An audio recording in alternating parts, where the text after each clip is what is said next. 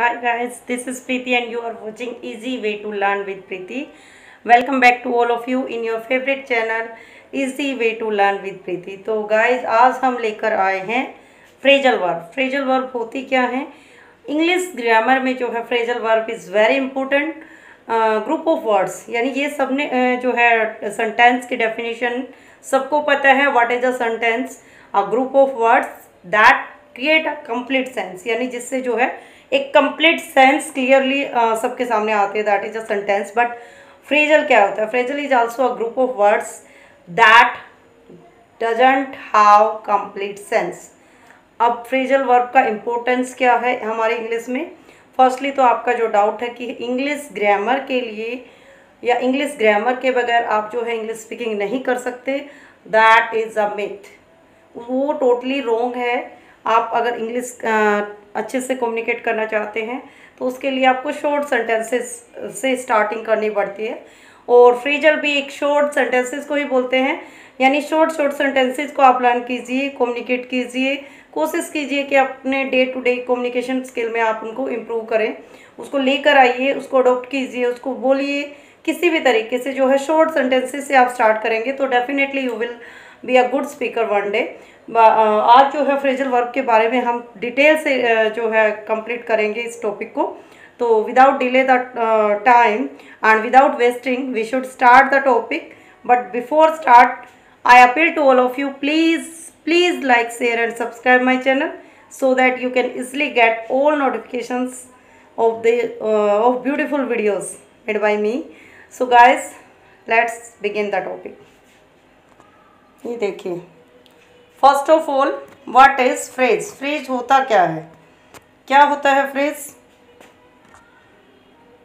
ये देखिए, phrase and closes, इनको जो है बिल्डिंग ब्लॉक्स कहा जाता है। बिल्डिंग ब्लॉक्स सबने देखा है, बच्चों के लिए हमेशा जो है छोटे बच्चों को बिल्डिंग ब्लॉक से हम स्टार्ट करवाते हैं कि वो डिफरेंट टाइप्स की बिल्डिंग्स बनाना स्टार्ट करते हैं और अलग अलग इमेजेस बनाते हैं, अलग अलग जो है बिल्डिंग्स बनाते हैं।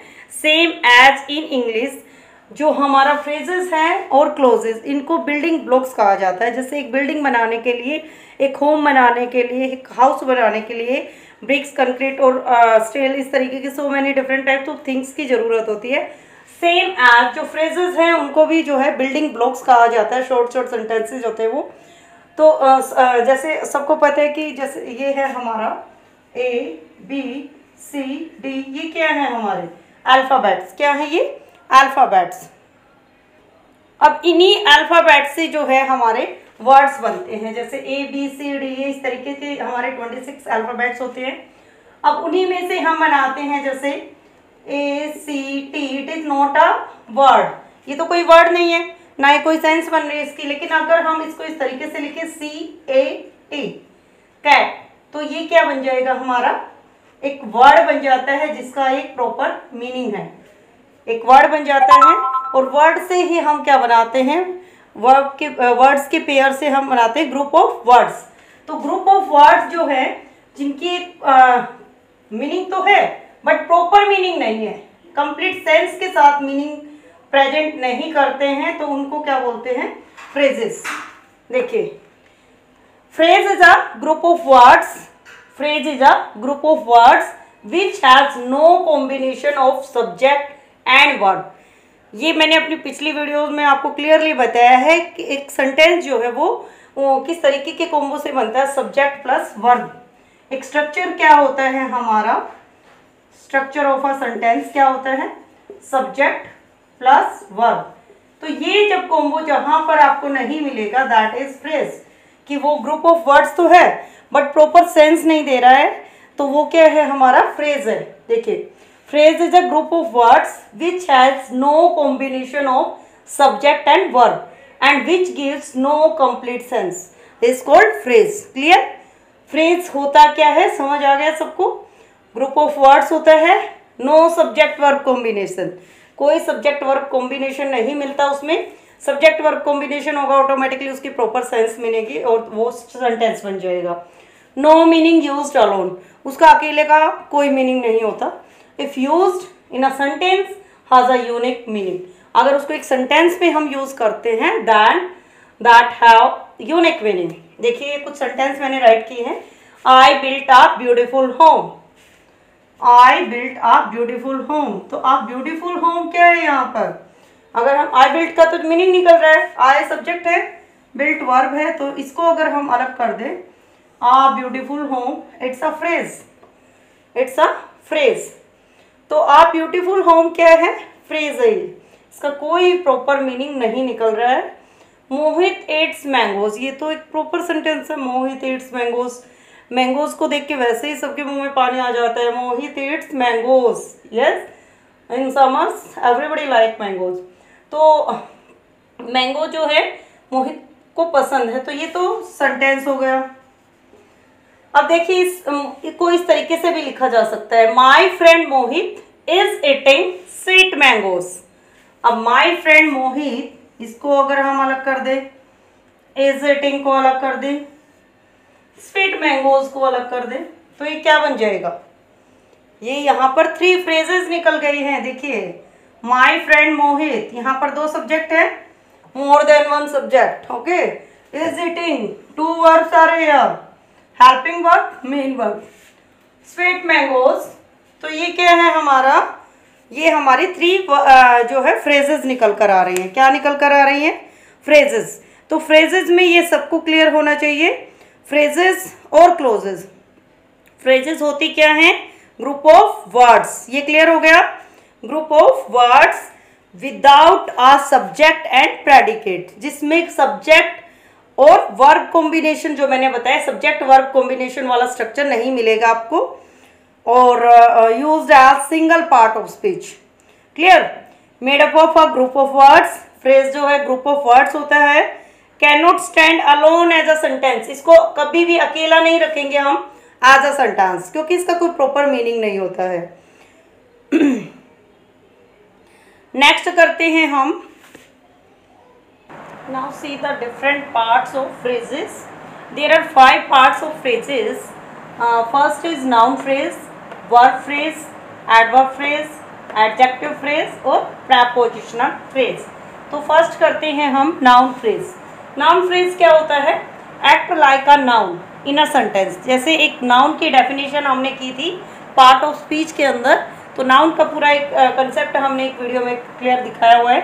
नाउन का जो एक्ट होता है वो एक सेंटेंस के अंदर जो क्रिएट करता है, यानी जिस तरीके से एक नाउन का रोल प्ले कर रहा है जो भी वर्ड, उसको हम जो है नाउन फ्रेज के रूप में काउंट करते हैं। Noun plus other associated word उससे जुड़े हुए मिलेंगे आपको, नाउन से जुड़े हुए जो भी एसोसिएट करने वाले वर्ड्स हैं। एग्जाम्पल देखिए, a woman in the window shouted for help, a woman in the window shouted for help. तो देखिए यहाँ पर नाउन फ्रेज क्या है, a woman in the window, a woman in the window, यानी जो जिसको एक्सप्रेस कर नाउन क्या है हमारा, अ वुमन, उससे एसोसिएटेड वर्ड कौन से हैं, in the window, a woman in the window. तो ये क्या है यहाँ पर नाउन फ्रेज। नेक्स्ट है she bought a decent black shirt. तो यहाँ पर क्या है noun phrase, a decent black shirt. Noun क्या है यहाँ पर, अ डिसेंट ब्लैक शर्ट, क्योंकि ये तो प्रोनाउन हो गया, okay, a decent black shirt. Next है he bought a huge extensive home, he bought a huge extensive home, a huge extensive home, extensive home। तो a huge क्या है, बहुत बड़ा, extensive home उसने परचेज किया है, बोट किया है। तो यहाँ पर नाउन फ्रेज हो गई हमारी, a woman in the window, a decent black shirt, a huge extensive home, okay. Next करते हैं हम verb phrase.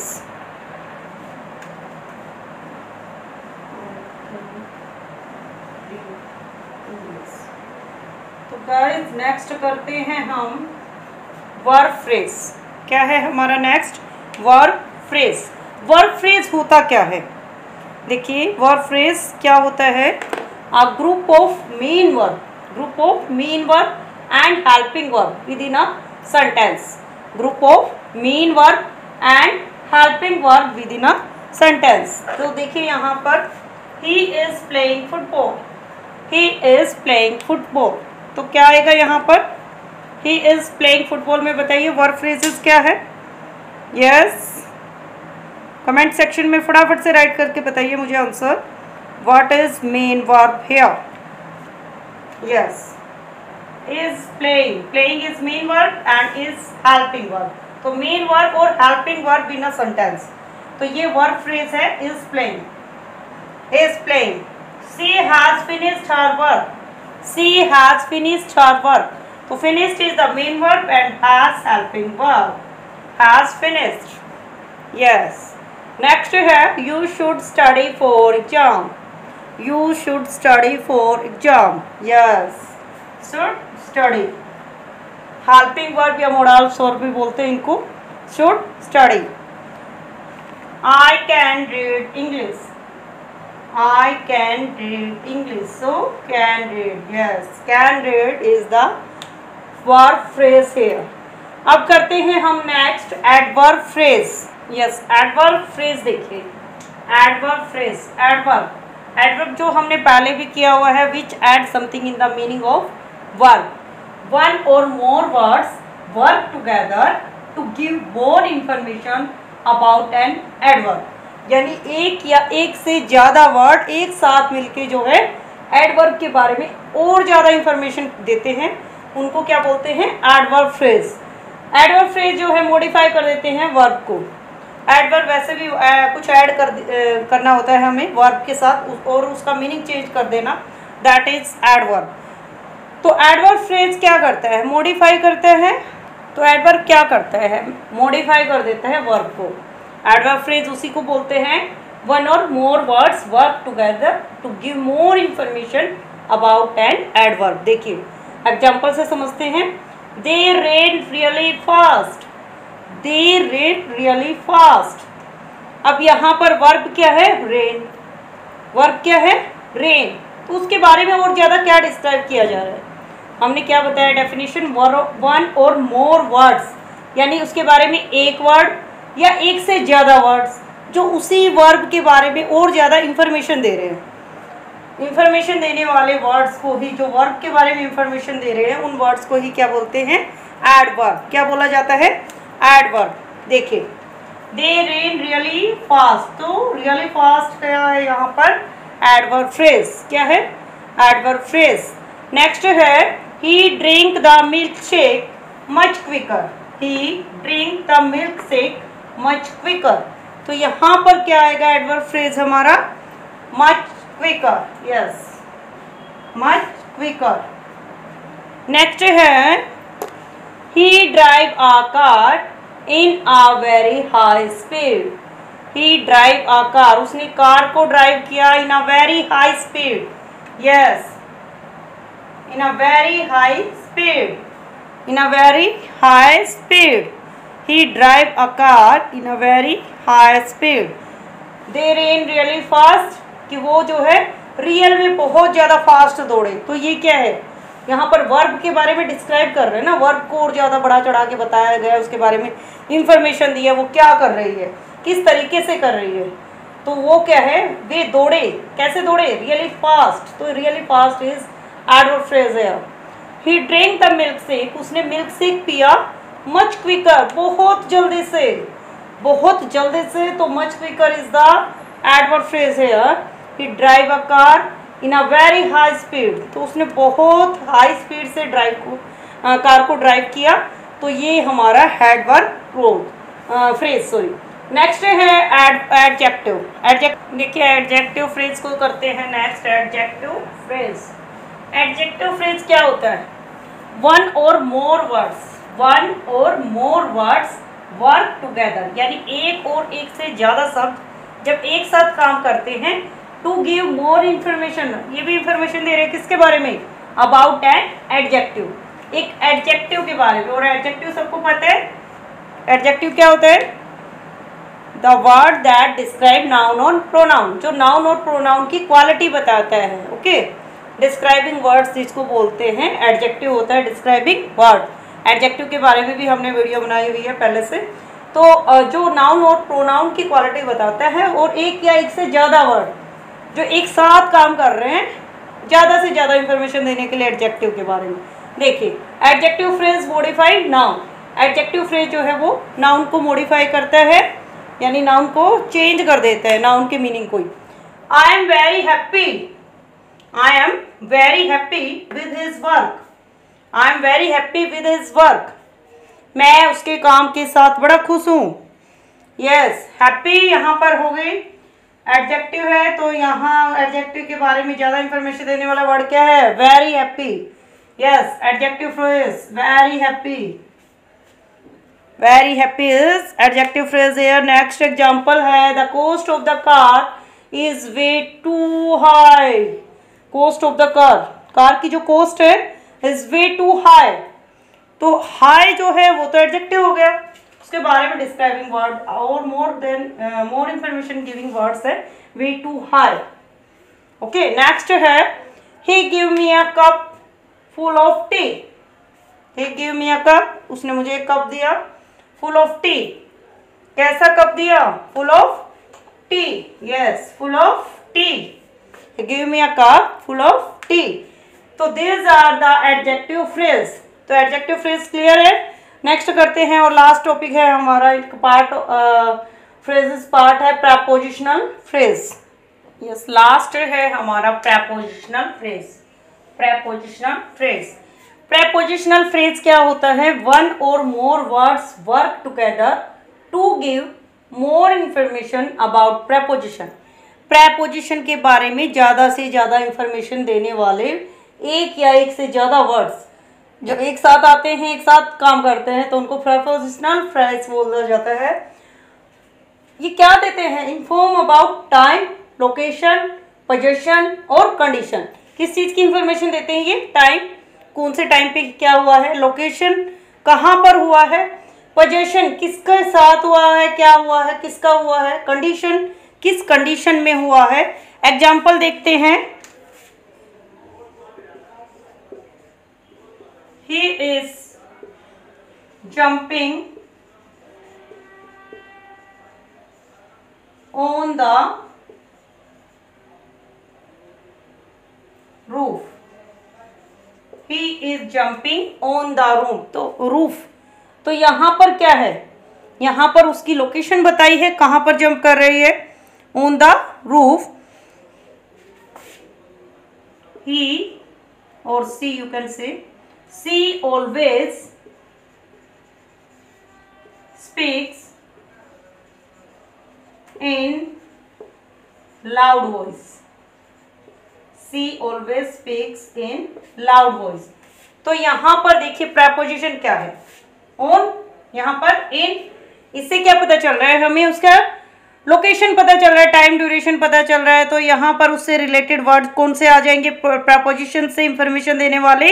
Yes, on the roof, on the roof, ये क्या है? हमारे prepositional phrase, on the roof, और ये इन लाउड वॉइस, इन loud voice, ये है हमारी प्रेपोजिशनल फ्रेज। प्रेपोजिशनल फ्रेज क्या होता है? जो कि इंफॉर्मेशन देता है एक और एक से ज़्यादा वर्ड जब एक साथ इंफॉर्मेशन देते हैं अबाउट एनी प्रेपोजिशन। प्रेपोजिशन सबको पहले भी हम जो है वीडियो क्लियर कर चुके हैं। प्रेपोजिशन होता क्या है? प्रे प्लस पोजिशन, यानी प्री प्लस पोजिशन आप बोल सकते हो। She is sleeping in the on the carpet भी लिख सकते हो आप इस तरीके से।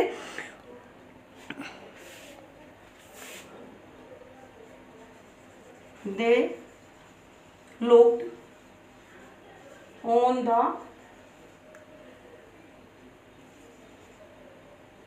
blackboard,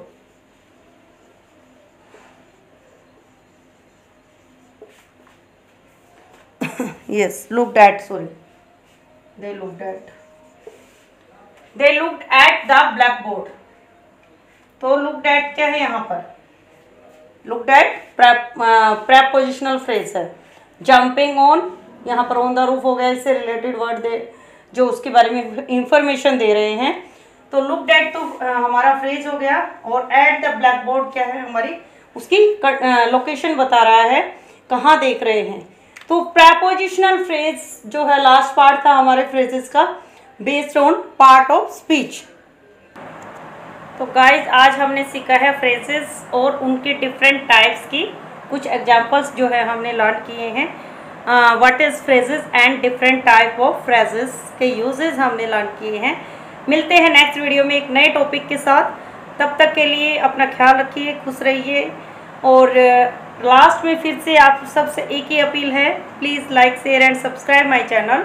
आज मेरे को थोड़ा सा थ्रोट प्रॉब्लम है, वॉइस चेंज हो रखी है, because of the weather change हो गया इस वजह से। तो आई होप नेक्स्ट वीडियो तक जो है थोड़ा सा रिलीफ मिलेगा मुझे वॉइस से। और नेक्स्ट आज जो है फ्रेजेस के बारे में हमने लर्न किया है। फ्रेजेस जो है फिर से मैं आपको यही बोलूँगी कि आप जो है शॉर्ट सेंटेंसेस से स्टार्ट कीजिए। अगर आप इंग्लिश लर्न करना चाहते हैं, इंग्लिश पे अपनी कमांड जो है वो स्ट्रॉन्ग करना चाहते हैं, तो सबसे पहले शॉर्ट सेंटेंसेज फ्रेजेस से स्टार्ट कीजिए। फ्रेजेस जो क्या होता है, ग्रुप ऑफ वर्ड्स तो है जिसको आप यूज़ कर सकते हैं अपना डेली रूटीन में, डेली कम्युनिकेशन के लिए। तो शॉर्ट फ्रेजेस से स्टार्ट कीजिए, उसके बाद short sentences and then you will be easily communicate, definitely you will be speak. कोई एक फोबिया नहीं है इंग्लिश, जस्ट अ लैंग्वेज। जैसे Hindi, English, Hindi, Marathi, Gujarati, Haryanvi, there are so many languages in India. तो सेम एज इंग्लिश जो है इतनी इजी लैंग्वेज है, इसमें कोई आपको मात्राओं की हेडेक नहीं होती लाइक एज हिंदी में होता है। तो बहुत ही इजी है, एक बार आप स्टार्ट कीजिए, फ्लो अपने आप बनता जाएगा। तो वीडियो को जो है बार बार देखिए, प्रैक्टिस कीजिए ज़्यादा से ज़्यादा एग्जाम्पल के साथ, और वीडियो को एंड तक ज़रूर देखिएगा। तो आपके लाइक, शेयर और सब्सक्राइब से मुझे मोटिवेशन मिलता है। So please keep with me. इसी उम्मीद के साथ मिलते हैं नेक्स्ट वीडियो में। तब तक के लिए नमस्कार, खुश रहिए।